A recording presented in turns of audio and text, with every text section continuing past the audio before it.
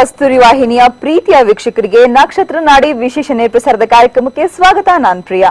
ನಮ್ ಜೊತೆ ಎಂದಿನಂತೆ ಇದ್ದಾರೆ ಪ್ರಿಡಿಕ್ಟಿವ್ ಗುರು, ಪ್ರಶ್ನಾಶಾಸ್ತ್ರ ಪ್ರವೀಣರು, ಜ್ಯೋತಿಷ್ಯ ಜ್ಞಾನ ನಿಧಿ, ಅಂತಾರಾಷ್ಟ್ರೀಯ ಖ್ಯಾತಿಯ micro astrologer doctor Shri Dinesh Guruji ಅವರು.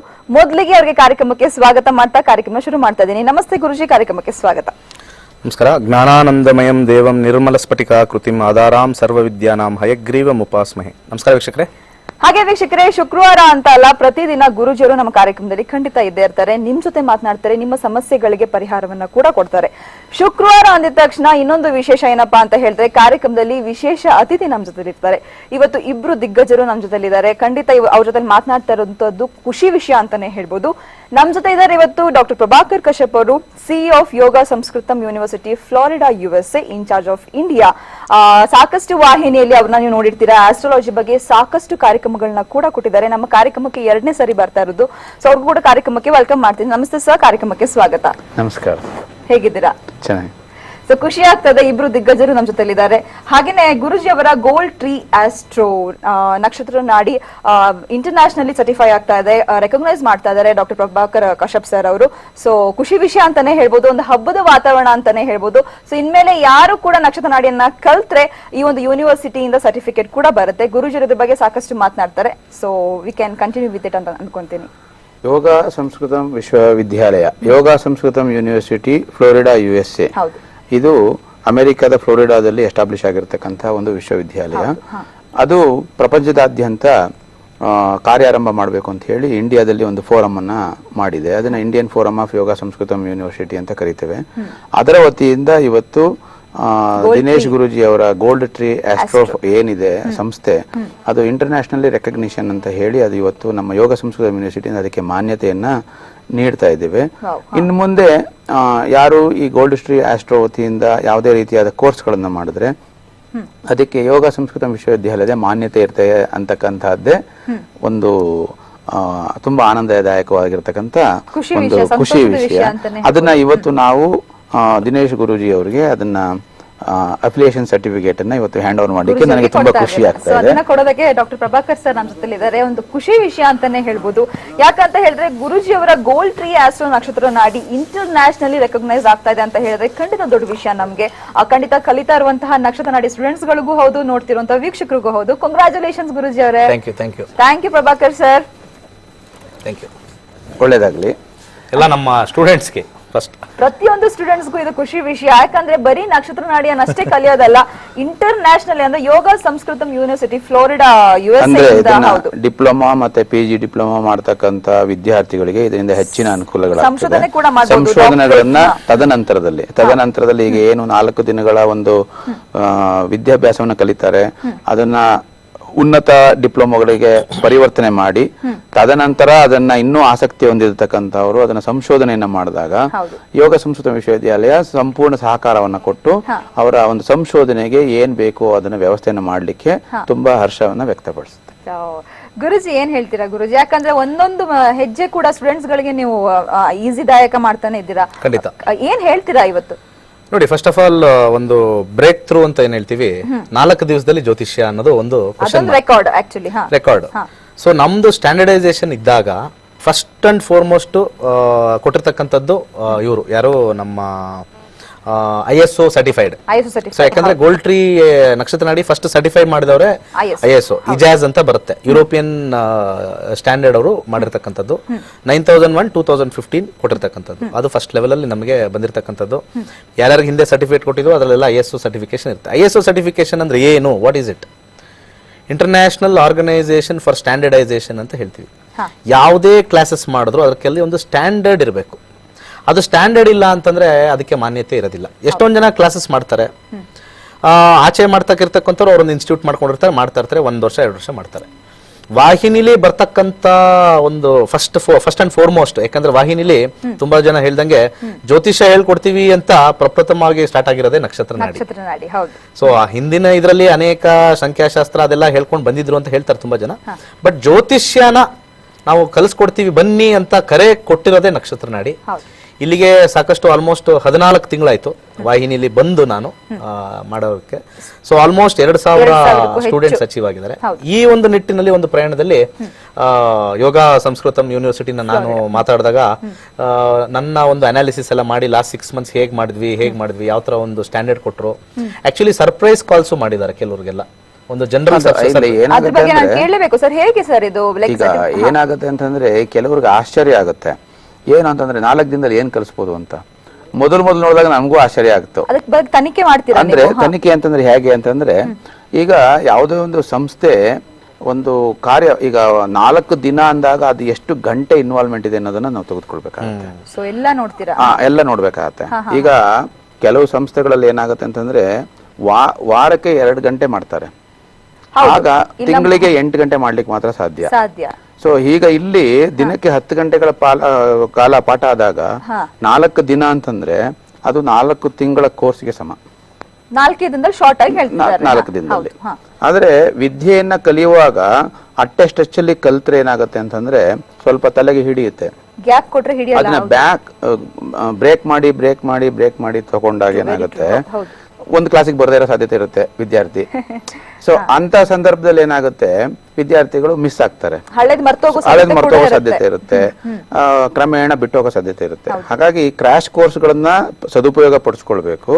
ಅದ್ರಲ್ಲಿ ಆಸಕ್ತಿ ಬರುತ್ತೆ. ಆಸಕ್ತಿ ಬಂದ ನಂತರ ಅದನ್ನ ಡಿಪ್ಲೊಮಾ ಮತ್ತೆ ಉನ್ನತ ಡಿಪ್ಲೊಮಾ, ಅದರ ನಂತರ ಸಂಶೋಧನೆ, ಈ ತರ ತೊಡಗಿಸ್ಕೊಳ್ಬೇಕಾಗತ್ತೆ. ಇದನ್ನ ಈಗ ದಿನೇಶ್ ಗುರೂಜಿಯವರು ಮಾಡ್ತಿರ್ತಕ್ಕಂಥ ನಕ್ಷತ್ರ ನಾಡಿಯನ್ನ ನಾವು ಸಹಿತ ನಮ್ಮ ಒಂದು ಸಂಸ್ಥೆ ವತಿಯಿಂದ, ಸ್ಕೋಪ್ ಸಂಸ್ಥೆ ವತಿಯಿಂದ ನಾವು ಸಹಿತ 2 ದಿನಗಳಿಗೂ ಸಹಿತ ಒಂದು ಕ್ರಾಶ್ ಕೋರ್ಸ್ ಅಂತ ಹೇಳಿ, ರೆಸಿಡೆನ್ಷಿಯಲ್ ಕೋರ್ಸ್ ಅಂತ ಹೇಳಿ ಮಾಡಿದ್ದಿದೆ. ಅಂದ್ರೆ ಇಲ್ಲಿ ಅಂದ್ರೆ ವಿದ್ಯಾರ್ಥಿಗಳು ತಪ್ಪು ತಿಳ್ಕೊಳ್ಬಾರ್ದು. 4 ದಿನಕ್ಕೆ ಏನ್ ಕೊಡ್ಲಿಕ್ಕಾಗತ್ತೆ ಅಂತಂದ್ರೆ ಬೇಸಿಕ್ಸ್ ಎಷ್ಟು ಬೇಕೋ ಅಷ್ಟು ಸಿಗುತ್ತೆ. ಅದರಲ್ಲಿ ನಿಮ್ಗೆ ಆಸಕ್ತಿ ಬಂತು ಅಂತ ಆದ್ರೆ ಮುಂದುವರಿಬಹುದು. ಹೌದು, ಡಿಪ್ಲೊಮಾ ಮಾಡಬಹುದು, PG ಡಿಪ್ಲೊಮಾ ಮಾಡಬಹುದು. ಇದು ನಿರಂತರ ಪ್ರಕ್ರಿಯೆ. ಕಲಿಯೋದಿದೆಯಲ್ಲ ಅದು ನಿರಂತರ ಪ್ರಕ್ರಿಯೆ. ಇಗ್ನೈಟ್ ಮಾಡೋದಷ್ಟೇ ಪ್ರಾರಂಭಿಕ ಹಂತದ ಒಂದು ಉದ್ದೇಶ. ಇವಾಗ ವಿದ್ಯಾರ್ಥಿಗಳು ಸಾಕಷ್ಟು ಜನ ಟಿವಿ ನೋಡ್ತಿರ್ತಾರೆ, ಸಾಕಷ್ಟು ಜನ ಕಲಿಬೇಕು ಅನ್ನೋರು ಕೂಡ ನೋಡ್ತಿರ್ತಾರೆ. ಸೊ ಅವ್ರಿಗೊಂದು ಮಾತು ಹೇಳೋದಾದ್ರೆ, ಇವಾಗ ರೆಕಗ್ನೈಸ್ ಆದ್ರೆ ಅವ್ರಿಗೆ ಏನು ಉಪಯೋಗ ಇದರಿಂದ ಅಂತ ಹೇಳೋದಾದ್ರೆ ಏನ್ ಹೇಳ್ತೀವಿ? ನೋಡಿ, ಈ ಹಿಂದಿನ ಕಾಲದಲ್ಲಿ, ಆಧುನಿಕ ಯುಗದಲ್ಲಿ ಪ್ರತಿಯೊಂದಕ್ಕೂ ಸಹಿತ ರೆಕಗ್ನಿಷನ್ ಅಂತಕ್ಕಂಥದ್ದು ಅವಶ್ಯಕವಾಗಿದೆ. ಅಂದ್ರೆ ಸೈಂಟಿಫಿಕ್ ಕೋರ್ಸ್ ಅಂತ. ಈ ಸೈಂಟಿಫಿಕ್ ಜ್ಯೋತಿಷ್ಯ ಅಂತಂದ್ರೆ ಇದು ವಿಜ್ಞಾನ ಅಂತಕ್ಕಂಥ ಪದವನ್ನ ಬಳಸಿದವರೇ ನಮ್ಮ ಮಹರ್ಷಿಗಳು. ಯಾಕಂದ್ರೆ ವೇದಗಳಲ್ಲೇ ವಿಜ್ಞಾನಮಯ ಕೋಶ ಅಂತ ಆಗ್ಲೇ ಉಲ್ಲೇಖ ಮಾಡಿದ್ದಾರೆ. ನಮ್ಮ ದೇಹದಲ್ಲಿ ಒಂದು ವಿಜ್ಞಾನಮಯ ಕೋಶ ಅಂತ ಇದೆ. ಆ ವಿಜ್ಞಾನಮಯ ಕೋಶ, ಈಗ ಪಂಚಕೋಶಗಳಲ್ಲಿ ಅನ್ನಮಯ ಕೋಶ, ಪ್ರಾಣಮಯ ಕೋಶ, ವಿಜ್ಞಾನಮಯ ಕೋಶ, ಆನಂದಮಯ ಕೋಶ ಅಂತ ಬರುತ್ತಲ್ಲ, ಇದೆಲ್ಲ ಸೈಂಟಿಫಿಕ್ ಅಲ್ಲೇ ಹೇಳಿರ್ತಕ್ಕಂಥ ಒಂದು ವಿಚಾರಗಳು. ಈ ಸೈಂಟಿಫಿಕ್ ಅಲ್ಲಿ ಹೇಳಿರ್ತಕ್ಕಂಥ ವಿಚಾರಗಳನ್ನ ಸರಿಯಾಗಿ ಕಲಿಬೇಕಾಗಿರ್ತಕ್ಕಂಥ ಒಂದು ವ್ಯವಸ್ಥೆ ಇರುತ್ತೆ. ಆ ಕಲಿಬೇಕಾದಾಗ ಏನಾಗುತ್ತೆ, ಒಂದು ಸಿಸ್ಟಮ್ಯಾಟಿಕ್ ಸ್ಟಡಿ. ಈಗಾಗಲೇ ದಿನೇಶ್ ಅವರು ಹೇಳಿದ್ರು ISO ತಗೊಂಡಿದ್ದಾರೆ. It is I think astrological institute ನಲ್ಲಿ ISO ತಗೊಂಡಿರೋದು ಮೋಸ್ಟ್ಲಿ ನಿಮ್ಮದೇ ಇರಬೇಕು ಅಂತ. ಯಾವ್ದು ತಗೊಂಡಿಲ್ಲ. ISO ಬರ್ಬೇಕು. ಏನಕ್ಕೆ ಕೊಡ್ತಾರೆ ಇದನ್ನ ಅಂತಂದ್ರೆ ಒಂದು systematic way of learning things. So university, ವಿಶ್ವವಿದ್ಯಾಲಯ ಏನ್ ಮಾಡುತ್ತೆ, ಕೋರ್ಸ್ ಅನ್ನ ವ್ಯವಸ್ಥಿತವಾಗಿ ಡಿಸೈನ್ ಮಾಡುತ್ತೆ. ಹೀಗೆ ಕಲಿಬೇಕು ಅಂತಕ್ಕಂತ ಒಂದು ಸ್ಟ್ರಾಟಜಿನ ಹಾಕೊಡುತ್ತೆ. ಆ ಸ್ಟ್ರಾಟಜಿನ ಫಾಲೋ ಮಾಡೋದಷ್ಟೇ ಅಫಿಲಿಯೇಟೆಡ್ ಇನ್ಸ್ಟಿಟ್ಯೂಟ್ ಗಳ ಕೆಲಸ. ಸೊ ಹಾಗಾಗಿ ಏನಾಗುತ್ತೆ, ಈ ಸಿಸ್ಟಮ್ಯಾಟಿಕ್ ಆಗಿ ಕಲಿಯತಕ್ಕಂತ ವಿಶ್ವವಿದ್ಯಾಲಯಗಳಲ್ಲಿ ವಿದ್ಯಾರ್ಥಿಗಳು ಎನ್ರೋಲ್ಮೆಂಟ್ ತಗೊಂಡಾಗ ಅವರಿಗೆ ಸರಿಯಾಗಿ ಸಿಗಬೇಕಾದ ನಾಲೆಡ್ಜ್ ಸಿಗುತ್ತೆ. ಸೊ ಇದು ಒಂದು ಪ್ರಮುಖ ಒಂದು ಲಾಭ ಇದು ವಿದ್ಯಾರ್ಥಿಗಳಿಗೆ. ಸರಿ ಪ್ರಭಾಕರ್ ಸರ್, ಇದ್ರ ಬಗ್ಗೆ ಇನ್ನಷ್ಟು ಮಾತನಾಡ್ತೀನಿ. ಹಾಗೇನೆ ವೀಕ್ಷಕರೇ, ಖುಷಿ ವಿಷಯ ಅಂತಾನೆ ಹೇಳ್ಬೋದು, ಗುರೂಜಿ ಅವರ ಗೋಲ್ಡ್ ಟ್ರೀ ಅಷ್ಟು ನಕ್ಷತ್ರ ನಾಡಿ ಇಂಟರ್ ನ್ಯಾಷನಲಿ ರೆಕಗ್ನೈಸ್ ಆಗಿದೆ. ಸಾಕಷ್ಟು ವಿದ್ಯಾರ್ಥಿಗಳಿಗೆ ಇದು ಖುಷಿ ವಿಷಯ, ಯಾಕಂದ್ರೆ ಎಕ್ಸ್ಪೆಕ್ಟ್ ಕೂಡ ಮಾಡಿರಲ್ಲ. ನೀವತ್ತು ಶುಕ್ರವಾರ ಅಂದಿದ ತಕ್ಷಣ ಗೆಸ್ಟ್ ಖಂಡಿತ ಕಾರ್ಯಕ್ರಮಕ್ಕೆ ಬರ್ತಾರೆ ಅಂತ ನಿಮ್ಮೆಲ್ಲರಿಗೂ ಗೊತ್ತಿತ್ತು. ಸರ್ಪ್ರೈಸ್ ಆಗಿ ಸರ್ಪ್ರೈಸ್ ಕೊಟ್ವಿ ನಿಮ್ಮೆಲ್ಲರಿಗೂ ನಾವು. ಹಾಗೇನೆ ಗುರೂಜಿ ಅವರು ನಮ್ಮ ಕಾರ್ಯಕ್ರಮದಲ್ಲಿ ನಿನ್ನೆ ಕೂಡ ಮಾತನಾಡಿದ್ವಿ, ಮೊನ್ನೆ ಕೂಡ ಮಾತನಾಡಿದ್ವಿ, ವಾಸ್ತು ಬಗ್ಗೆ ಒಂದು ಟಿಪ್ಸ್ ನ ಕೂಡ ಕೊಡ್ತಾರೆ ಗುರೂಜಿ ಅವರು. ಹಾಗೇನೆ ಯಾಕೆ ತಡ ಮಾಡ್ತಿದ್ದೀರಾ, ನಕ್ಷತ್ರ ನಾಡಿಯನ್ನ ಕಲೀರಿ. ISO ಸರ್ಟಿಫೈ ಆಗಿದೆ, ಇಂಟರ್ ನ್ಯಾಷನಲ್ ರೆಕಗ್ನೈಸ್ ಕೂಡ ಆಗಿದೆ. ಏಪ್ರಿಲ್ 22-23 ತಾರೀಕಿಗೆ ಬೆಂಗಳೂರಿನಲ್ಲೇ ಹೇಳ್ಕೊಡ್ತಾ ಇದ್ದಾರೆ ಗುರೂಜಿ ಅವರು ನಕ್ಷತ್ರ ನಾಡಿಯನ್ನ, ಹೋಟೆಲ್ ರಮಣ ಬೆಂಗಳೂರಿನಲ್ಲಿ. ಕಾರ್ಯಕ್ರಮನ ಮುಂದುವರಿಸ್ತೀನಿ. ಅದಕ್ಕೂ ಮುಂಚೆ ನಕ್ಷತ್ರ ನಾಡಿ ಕಾರ್ಯಕ್ರಮದಲ್ಲಿ ಸಣ್ಣದೊಂದು ವಿರಾಮ.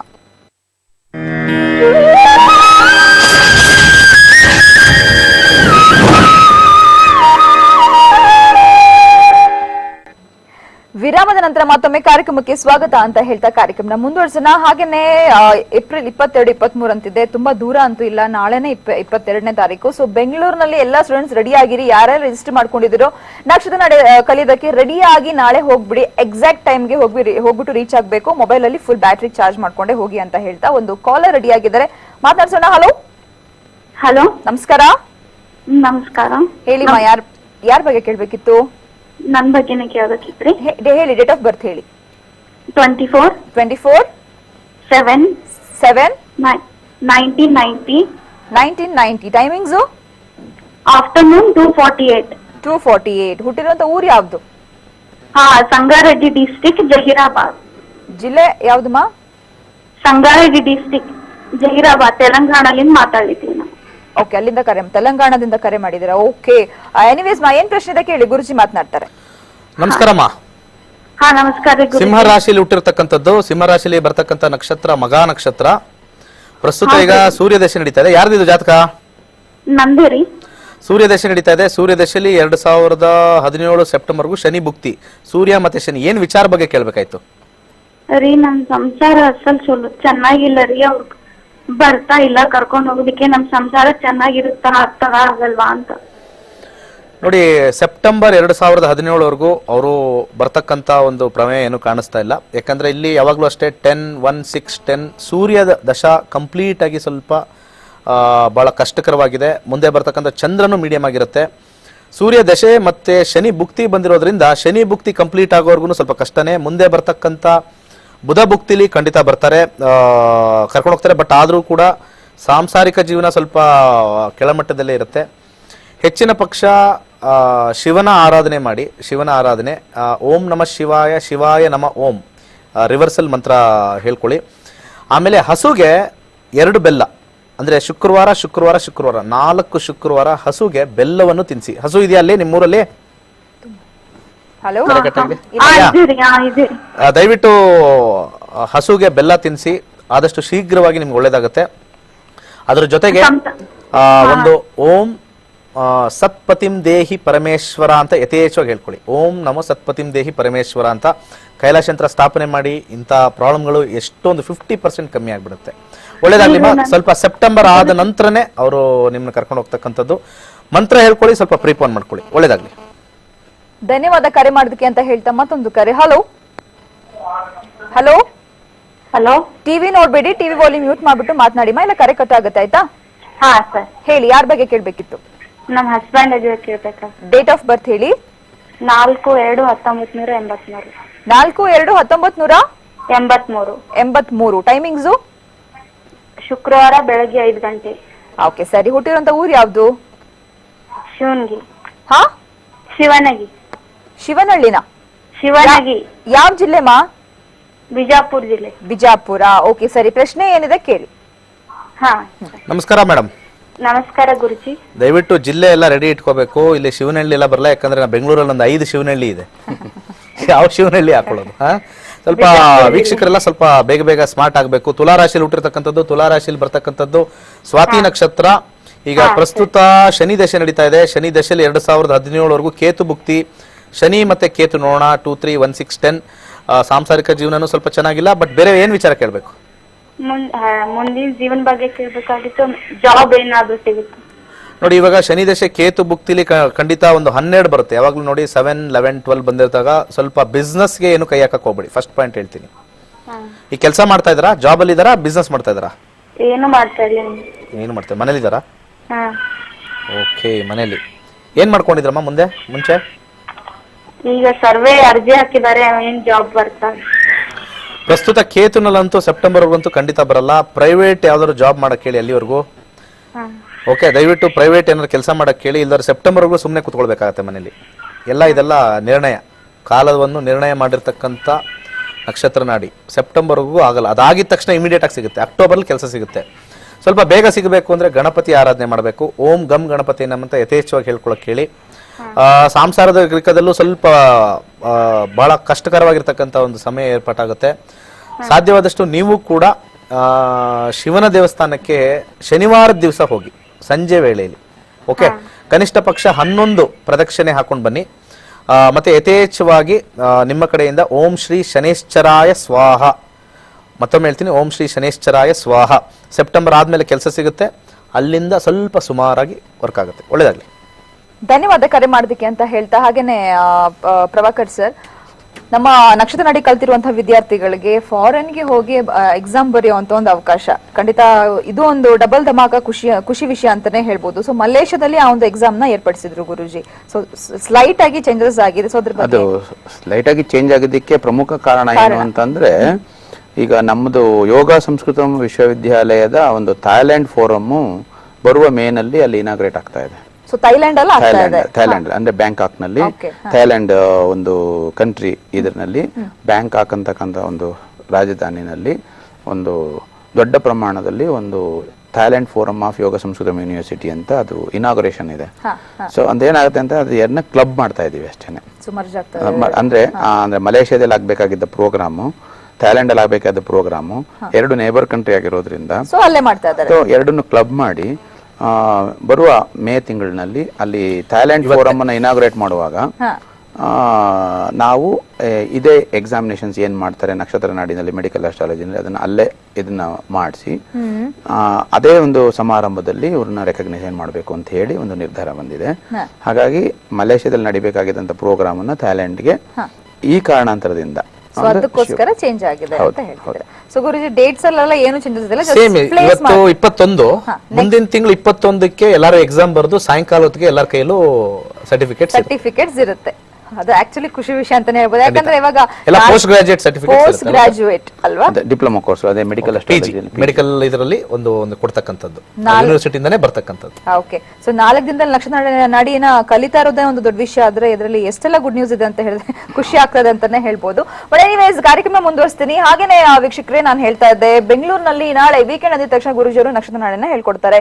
ಸೊ ಬೆಂಗಳೂರಿನಲ್ಲಿ ಹೋಟೆಲ್ ಚೇಂಜಸ್ ಆಗಿದೆ. ಅಂದ್ರೆ ರಮಡಾ ಹೋಟೆಲ್, 4 ಸ್ಟಾರ್ ಹೋಟೆಲ್ ರಮಡಾ ಹೋಟೆಲ್ ನಲ್ಲಿ ನಕ್ಷತ್ರ ನಾಡಿನ ಹೇಳ್ಕೊಡ್ತಿದ್ದಾರೆ. ಸೊ ಪ್ಲೇಸ್ ಎಲ್ಲಿದೆ, ಈ ಹೋಟೆಲ್ ಎಲ್ಲಿದೆ ಅಂತ ಖಂಡಿತ ಎಲ್ಲರೂ ಕೂಡ ಗೂಗಲ್ ಅಲ್ಲಿ ಸರ್ಚ್ ಮಾಡಿದ್ರೆ ಹೋಟೆಲ್ ಡೀಟೇಲ್ಸ್ ಎಲ್ಲ ಬರುತ್ತೆ. ಗುರುಜರ್ ಪೇಜ್ ಅಲ್ಲಿ ಕೂಡ ನಿಮಗೆ ಡೀಟೇಲ್ಸ್ ಸಿಗುತ್ತೆ. ಸೊ ಅಡ್ರೆಸ್ ಹೇಳ್ಬೇಕಪ್ಪ ಅಂತ ಹೇಳಿದ್ರೆ number 11 park road near Indian express circle, ವಿಧಾನಸೌಧದ ಹತ್ರ ಹೋಗಿ ರಮಡಾ ಹೋಟೆಲ್ ಅಂತ ಯಾರು ಬೇಕಾದ್ರೂ ಕೇಳಬಹುದು, ಇಲ್ಲ ಗೂಗಲ್ ಮ್ಯಾಪ್ ಅಲ್ಲಿ ನೀವು ಸರ್ಚ್ ಮಾಡ್ಕೊಂಡು ಕೂಡ ಹೋಗಬಹುದು. ಸೊ ನಕ್ಷತ್ರ ನಾಡಿನ ನಾಳೆ ಹೇಳ್ಕೊಡ್ತಾ ಇದ್ದಾರೆ. ಸೊ ಆಲ್ ದಿ ಬೆಸ್ಟ್ ಎಲ್ರಿಗೂ ಅಂತ ಹೇಳ್ತಾ ಕಾರ್ಯಕ್ರಮ ಮುಂದುವರಿಸ್ತೀನಿ. ಅದಕ್ಕೂ ಮುಂಚೆ ನಕ್ಷತ್ರ ನಾಡಿ ಕಾರ್ಯಕ್ರಮದಲ್ಲಿ ಸಣ್ಣದೊಂದು ವಿರಾಮ.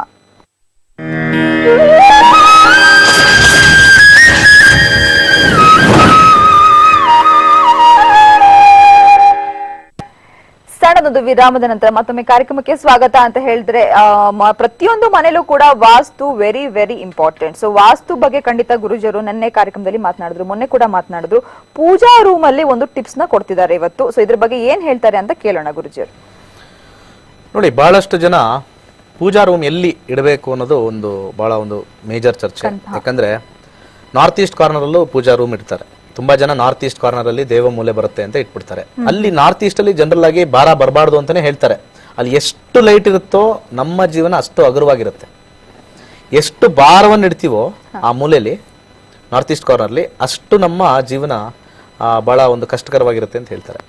ದಯವಿಟ್ಟು ಫಸ್ಟ್ ಅಂಡ್ ಫಾರ್ಮೋಸ್ಟ್ ಜನರಲಿ ನಾವ್ ಏನ್ ಹೇಳ್ತೀವಿ ಅಂತಂದ್ರೆ, ಈ ಪೂರ್ವದಲ್ಲಿ ಬರ್ತಕ್ಕಂತ ಒಂದು ನಡುವಿನಲ್ಲಿ ದೇವ್ರ ಮನೆ ಇಟ್ರೆ ಶ್ರೇಷ್ಠ, ಫಸ್ಟ್ ಅಂಡ್ ಫಾರ್ಮೋಸ್ಟ್ ಅಲ್ಲಿ.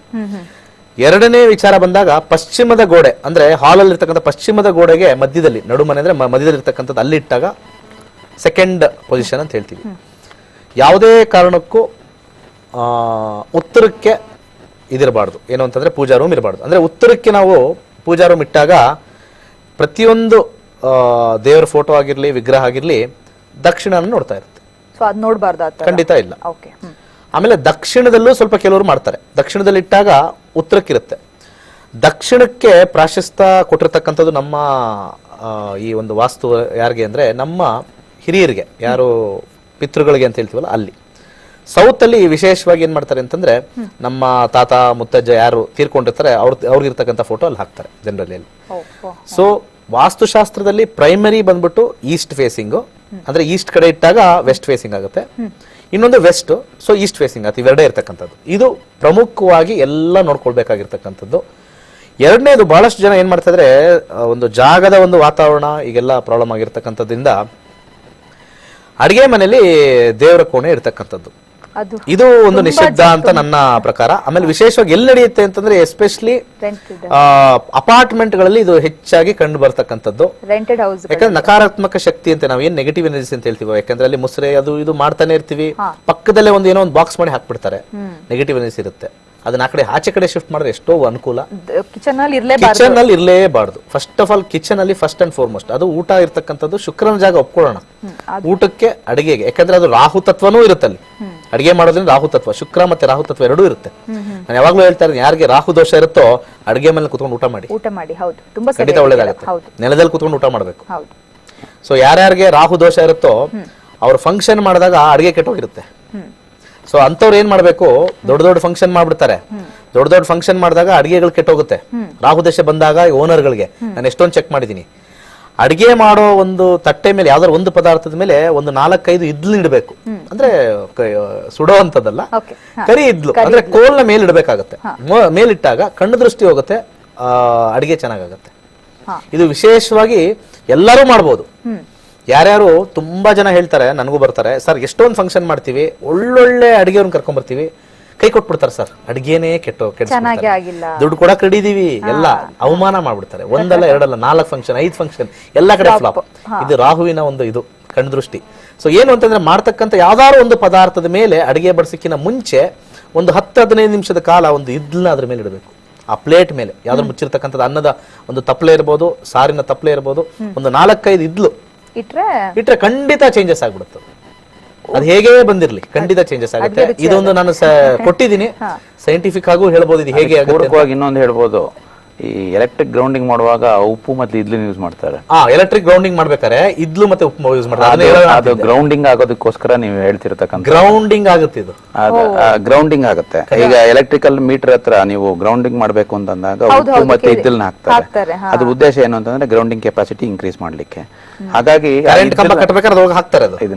ಇದು ಸೈಂಟಿಫಿಕ್ ಆಗಿ ಹಾಕ್ತಾರೆ. ಆಮೇಲೆ ನೀವು ಇನ್ನೊಂದು ಹೇಳಿದ್ರಿ, ಅಡಿಗೆ ಮನೆಯಲ್ಲಿ ದೇವ್ರ ಮನೆ ಬರಬಾರ್ದು ಅಂತ. ಶುಕ್ರ ರಾಹು ಇರೋ ಕಡೆ ಗುರುತತ್ವ ಬರಬಾರ್ದು. ಅದು ಅವ್ರಿಗೂ ವೈರತ್ವ ಇದೆ. ಸೊ ಅದರಿಂದ ಗುರುತತ್ವಕ್ಕೆ ಶುಕ್ರ ತತ್ವ, ರಾಹು ತತ್ವಕ್ಕೆ ವೈರತ್ವ ಇರೋದ್ರಿಂದ ಶುಕ್ರ ರಾಹು ಇದ್ ಕಡೆ ಗುರು ಬರೋದಿಲ್ಲ. ಇದು ದೈವ ಗುರು, ರಾಕ್ಷಸ ಗುರು ಅಂತ ಹೇಳಿ ವಿಂಗಡಣೆ ಇದೆ. ಸೊ ವೀಕ್ಷಕರು, ಇಬ್ರು ಕಡೆಯಿಂದ ಇವತ್ತು ವಾಸ್ತು ಟಿಪ್ಸ್ ಬಂದಾಗಿದೆ. ಖಂಡಿತ ಆ ಒಂದು ರೀತಿಯಿಂದ. ಮತ್ತೆ ಇನ್ನೊಂದು ವಿಚಾರ ಬಹಳ ಇಂಪಾರ್ಟೆಂಟ್ ಅಂದ್ರೆ, ಸಮಯದ ಅಭಾವ, ನಮಗೆ ಎಷ್ಟು ಟಿಪ್ಸ್ ಕೊಟ್ಟರು ಸಾಲದು ಅನ್ಸುತ್ತೆ. ಇನ್ನೂ ನಿಮಿಷ ಇದೆ. ಹೌದು. ಪೂರ್ವದ ಗೋಡೆಗೆ ತುಂಬಾ ಜನ ಮಳೆ ಹೊಡಿತಕ್ಕಂತ ಪರಿಸ್ಥಿತಿ ಬಂದೇ ಬರುತ್ತೆ. ಏನಾರು ಒಂದಾರು ಮಳೆ ಹೊಡೆದಿರ್ತಾರೆ. ಪೂರ್ವಕ್ಕೆ ಮಳೆ ಹೊಡಿಬಾರ್ದು ಫಸ್ಟ್ ಪಾಯಿಂಟ್ ಅಲ್ಲಿ. ಇನ್ ಕೇಸ್ ಮಳೆ ಹೊಡಿಬೇಕು ಅಂತಂದ್ರೆ ಕಬ್ಬಣದ ಅಂಶನ ನಾವು ಹೊಡಿಬಾರ್ದು, ಕಬ್ಬಣನ ಹೊಡಿಬಾರ್ದು. ಪೂರ್ವದ ಗೋಡೆಗೆ, ಯಾವುದೇ ಒಂದು ಪೂರ್ವದ ಗೋಡೆಗೆ ಕಬ್ಬಣ ನಿಷಿದ್ಧ. ಸೊ ಅದ್ರ ಪ್ರಕಾರ ಒಂದು ಬೆಸ್ಟ್ ಏನು ಅಂತಂದ್ರೆ, ಯಾರ್ಯಾರು ಪೂರ್ವದ ಗೋಡೆಗೆ ಕಬ್ಬಣದ ಮೊಳೆ ಹೊಡೆದಿದ್ದೀರಾ ಅಂದ್ರೆ ಇಮಿಡಿಯೇಟ್ ಆಗಿ ತೆಗೆದಾಕಿ ಬ್ರಾಸ್ದು ಇದು ಬರುತ್ತೆ, ಮೊಳೆಗಳು ಬರುತ್ತೆ, ಅಂಗಡಿಲಿ ಹೋದ್ರೆ ಸಿಗುತ್ತೆ, ಈಗ ಖಂಡಿತ ಸಿಗುತ್ತೆ, ಅದನ್ನ ಹಾಕೊಳ್ಳಿ. ಖಂಡಿತ ವಾಸ್ತುಲಿ ಎಷ್ಟೊಂದು, ಯಾಕಂದ್ರೆ ಆಚೆ ಇರತಕ್ಕಂತ ಒಂದು ನೆಗೆಟಿವ್ ಎನರ್ಜೀಸ್ ನ ನಮ್ಗೆ ಯಾವಾಗ್ಲೂ ಬಂದು ಗೋಡೆಗೆ ಅಪ್ಪಳಿಸ್ತಾ ಇರುತ್ತೆ. ಇಲ್ಲಿರ್ತಕ್ಕಂತ ಮೊಳೆಗಳು ಅದನ್ನ ಅಬ್ಸರ್ವ್ ಮಾಡಿ ಮನೆ ಒಳಗಿರ್ತಕ್ಕಂಥವ್ರಿಗೆಲ್ಲ ಹರಡ್ತಾ ಇರುತ್ತೆ. ಎಷ್ಟು ನಿಮ್ ಮನೇಲಿ ಮೊಳೆಗಳಿರುತ್ತೋ ಅಷ್ಟು ಲೆಕ್ಕ ಹಾಕಿ ಅಷ್ಟು ನೆಗೆಟಿವ್ ಎನರ್ಜಿ ಬರ್ತಾ ಇರುತ್ತೆ. ಅಂದ್ರೆ ನಮ್ಗೆ ಹಾಕೊಂಡು ಒಂಥರ ಚೂಜಿ ಸುಚ್ಚಿದಂಗೆ. ಸೊ ಮನೆಯಲ್ಲಿ ಸಾಧ್ಯವಾದಷ್ಟು ಎಲ್ಲಾ ತೆಗೆದಾಕಿ ಬ್ರಾಸ್ ಹಾಕಿ ಎಷ್ಟೋ ಕಡೆ ಒಳ್ಳೇದಾಗುತ್ತೆ. ಎಷ್ಟೊಂದ್ ಕಡೆ ಸ್ವಲ್ಪ ಬ್ರಾಸ್ ಇನ್ವೆಸ್ಟ್ ಮಾಡಕ್ಕಾಗಲ್ಲ, ಯಾಕಂದ್ರೆ ಬ್ರಾಸ್ ಒರಿಜಿನಲ್ ಸಿಗಲ್ಲ. ಬ್ರಾಸ್ ಒಂದು ಕಲರ್ ಪೇಂಟೆಡ್ ಕೋಟೆಡ್ ಮಾಡ್ತಾ ಇದಾರೆ ಅಷ್ಟೇ. ಒರಿಜಿನಲ್ ಬ್ರಾಸ್ ಮೊಳೆ ಅಂದ್ರೆ ದೊಡ್ಡ ದೊಡ್ಡ ಅಂಗಡಿಲಿ ಹೋಗಿ ಕೇಳ್ಬೇಕಾಗುತ್ತೆ. ಸೊ ಎಲ್ಲೆಲ್ಲಿ ನೀವು ವಿಶೇಷವಾಗಿ ಪೂರ್ವದ ಗೋಡೆಗೆ ತೆಗೆದಾಕ್ಬಿಡ್ಬೇಕು. ಈಸ್ಟ್ ಗೋಡೆಗೆ ಕಬ್ಬಿಣ ನಿಷಿದ್ಧ. ಯಾಕಂದ್ರೆ ಎಲ್ಲರಿಗೂ ಗೊತ್ತು, ಈಸ್ಟ್ ಸೂರ್ಯ, ವೆಸ್ಟ್ ಶನಿ. ಸೊ ಅವ್ರಿಗಾಗಲ್ಲ. ಸೊ ಅಲ್ಲಿ ಹೋಗಿ ಮಳೆ ಹೊಡೆದಾಗ ಶನಿ ಅಂಶ ಹೋಯ್ತು. ಸೊ ಅಲ್ಲಿರೋ ನೆಗೆಟಿವ್ ಎನರ್ಜೀಸ್ ಎಲ್ಲ ಹೇಳಿತ್ತು. ಸೊ ನಿಷಿದ್ಧ. ಸೊ ಅದೊಂದು ವಿಚಾರ. ಸರಿ ಗುರುಜಿ, ವಾಸ್ತು ಬಗ್ಗೆ ಅದ್ಭುತ ಟಿಪ್ಸ್. ಪ್ರತಿಯೊಂದು ಮನೇಲೂ ಕೂಡ ಪ್ರತಿಯೊಬ್ರು ಕೂಡ ವಾಸ್ತುನ ಫಾಲೋ ಮಾಡ್ಲೇಬೇಕು. ಯಾಕಂದ್ರೆ ಮನೇಲೆ ನೆಮ್ಮದಿ ಇಲ್ಲ ಅಂತ ಹೇಳಿದ್ರೆ ಜೀವನ ನಡೆಯೋದು ತುಂಬಾ ಕಷ್ಟ ಆಗುತ್ತೆ. ಹಾಗೇನೆ ಪ್ರಭಾಕರ್ ಸರ್, ನಿಮ್ಮ ಬಿಸಿ ಸ್ಕೆಡ್ಯೂಲ್ ಅಲ್ಲಿ ಟೈಮ್ ಮಾಡ್ಕೊಂಡು ನಮ್ಮ ಕಾರ್ಯಕ್ರಮಕ್ಕೆ ಬಂದಿದ್ದೀರಾ. ಕೊನೆಯದಾಗಿ ನಕ್ಷತ್ರ ನಾಡಿಯನ್ನ ಕಲಿಬೇಕು ಅಂತ ಇರೋರಿಗೆ, ಕಲ್ತಿರೋಂತ ವಿದ್ಯಾರ್ಥಿಗಳಿಗೆ ಒಂದು ಕಿವಿ ಮಾತು ಹೇಳೋದಿದ್ರೆ ಏನ್ ಹೇಳ್ತೀರಾ? ಕಲಿಬೇಕು ಅಂತ ಹೇಳೋರಿಗೆ ಒಂದೇ ಒಂದು, ವಿಶ್ವವಿದ್ಯಾಲಯದ ಸಹಕಾರ ಸಿಕ್ಕಿದೆ ಗೋಲ್ಟ್ರಿ ಆಸ್ಟ್ರೋಗೆ, ಅದನ್ನ ಸದುಪಯೋಗ ಮಾಡ್ಕೊಂಡು ಸಂಶೋಧನೆ ತನಕ ಬಂದು ವಿಶ್ವವಿದ್ಯಾಲಯ ಜೊತೆ ಪ್ರಯಾಣ ಬೆಳೆಸಿ ಅಂತ ಹೇಳಿ ಅವ್ರಿಗೆಲ್ಲರಿಗೂ ಒಂದು ಕಿವಿ ಮಾತನ್ನು ಹೇಳಲಿಕ್ಕೆ ಇಷ್ಟಪಡ್ತೇನೆ. ಧನ್ಯವಾದಗಳು. ನಮ್ಮ ಕಾರ್ಯಕ್ರಮಕ್ಕೆ ಬಂದಿದ್ದಕ್ಕೆ ತುಂಬಾನೇ ಖುಷಿ ಆಯ್ತು ಸರ್. ಇಬ್ರು ದಿಗ್ಗಜ ಜೊತೆ ಮಾತನಾಡಿದ್ದಕ್ಕೆ ಥ್ಯಾಂಕ್ ಯು ಸೋ ಮಚ್. ನಮಸ್ಕಾರ. ಇನ್ನೊಂದು ವಿಚಾರ, ಈ ಒಂದು ಥೈಲ್ಯಾಂಡ್ ಪ್ರವಾಸದಲ್ಲಿ ಪ್ರತಿಯೊಬ್ಬರಿಗೂ ಸಿಲ್ವರ್ ಮೆಡಲ್ ಸಿಗ್ತಾ ಇದೆ. ಒರಿಜಿನಲ್ ಸಿಲ್ವರ್, ಕೋಟೆಡ್ ಅಲ್ಲ, Okay. ಒರಿಜಿನಲ್ ಸಿಲ್ವರ್ ಮೆಡಲ್ ಎಲ್ಲರಿಗೂ ಸಿಗ್ತಾ ಇದೆ. ಯಾರ್ಯಾರು ಥೈಲ್ಯಾಂಡ್ ಬರ್ತಾ ಇದಾರೆ ಅವ್ರಿಗೆಲ್ಲ. ಸೊ ಎಲ್ರಿಗೂ ಗುಡ್ ನ್ಯೂಸ್ ಮೇಲೆ ಗುಡ್ ನ್ಯೂಸ್. ಇವತ್ತು ಥೈಲ್ಯಾಂಡ್ ಹೋಗಿ ಪರೀಕ್ಷೆ ಬರೆಯುವಂತದ್ದು ಒಂದು ಅವಕಾಶ ಆದ್ರೆ ಸೊ ಸಿಲ್ವರ್ ಮೆಡಲ್ ಸಿಗತ್ತೆ ಅಂತ ಗುರುಜಿ ಅವ್ರು ಹೇಳಿದ್ರು. ವಿದ್ಯೆನ ಕಲಿಸೋದಕ್ಕೆ ಗುರುಗಳು ರೆಡಿ ಆಗಿದ್ದಾರೆ. ನೀವ್ ಯಾಕೆ ತಡ ಮಾಡ್ತಿದ್ದೀರಾ, ಬಂದ್ಬಿಟ್ಟು ವಿದ್ಯೆನ ಕಲೀರಿ. 4 ದಿನದಲ್ಲಿ ನಕ್ಷತ್ರ ನಾಡಿನ ಹೇಳ್ಕೊಡ್ತಿದ್ದಾರೆ. ಗುರುಜಿ ಧನ್ಯವಾದಗಳು ನಮ್ಮ ಕಾರ್ಯಕ್ರಮಕ್ಕೆ ಬಂದು. ಸರ್ವೇ ಜನ ಸುಖಿನೋ ಭವಂತು. ಕಾರ್ಯಕ್ರಮನ ಮುಗಿಸುವಂತ ಸಮಯ ಕೂಡ ಬಂತು. ಸೊ ವೀಕೆಂಡ್ ಅಂದಿದ ತಕ್ಷಣ ಖುಷಿ ವಿಷಯ, ಎಷ್ಟೊಂದ್ ಜನ ತುಂಬಾನೇ ಆಸಕ್ತಿಯಿಂದ ರಿಜಿಸ್ಟರ್ ಮಾಡ್ಕೊಂಡಿರ್ತೀರಾ ನಕ್ಷತ್ರ ನಾಡಿನ ಕಲಿಬೇಕು ಅಂತ. ಸೊ ನಾಳೆ ಹೋಟೆಲ್ ರಮಣದಲ್ಲಿ ಗುರುಜಿ ಅವ್ರನ್ನ ಭೇಟಿ ಆಗುವಂತ ಅವಕಾಶ. ಸೊ ಏನೇ ಪ್ರಶ್ನೆ ಇದ್ರು, ಏನೇ ಕಲಿಬೇಕು ಅಂತ ಇದ್ರು ಕೂಡ ನಿಮ್ಮ ಮೊಬೈಲ್ ನ ತಗೊಂಡು ಬನ್ನಿ, ನಕ್ಷತ್ರ ನಾಡಿಯನ್ನ ಕಲಿರಿ. ನಿಮ್ಮ ಜೀವನದ ಬಗ್ಗೆ ನೀವು ಕೂಡ ತಿಳ್ಕೊಬಹುದು ಅಂತ ಹೇಳ್ತಾ, ಇನ್ನಷ್ಟು ವಿಷಯಗಳನ್ನ ಗುರುಜಿ ಅವರ FB ಪೇಜ್ ಅಲ್ಲಿ ನೀವು ನೋಡಬಹುದು, ಯೂಟ್ಯೂಬ್ ಅಲ್ಲೂ ಕೂಡ ಹೋಗಿ ನಮ್ಮ ಸಂಚಿಕೆಯನ್ನ ನೋಡಬಹುದು ಅಂತ ಹೇಳ್ತಾ ಕಾರ್ಯಕ್ರಮ ಮುಗಿಸ್ತಾ ಇದ್ದೀನಿ. ಮತ್ತೆ ಭೇಟಿ ಆಗ್ತೀನಿ ನಾಳೆ. ನೋಡ್ತಾ ಇರಿ ಕಸ್ತೂರಿ ವಾಹಿನಿ. ನಮಸ್ಕಾರ.